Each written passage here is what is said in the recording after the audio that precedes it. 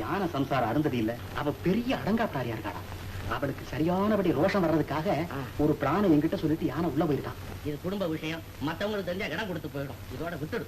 விட மாட்டேன். உம்முடைய மானத்தை 4 பேர் மத்தியில வச்சு வாங்காம விடவே மாட்டேன். இந்த கையால் ஆகாத மனுஷன் என் கல்யாணத்துக்கு ஒரு நகை பண்ணி போட்டார். எங்க அம்மா ஒரு ஏற்பாடு பண்ண அது எடுத்துட்டு போனாங்க.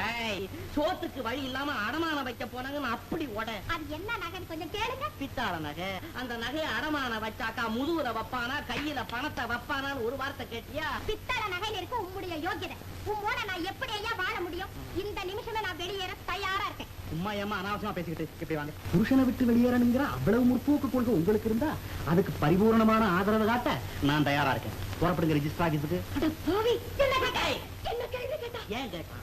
எந்த நிமிஷமும் வெளியேறதுக்கு தயாரா இருக்கிறேன்னு அவனை வச்சுக்கிட்டு சொன்ன பாரு, அதனால கேட்டான். உடைக்காதே மத்தவங்களுக்கு இடம் கொடுத்துடுன்னு கதர்னே கேட்டியா? போ, ஒழுங்கா இருந்துக்க போ.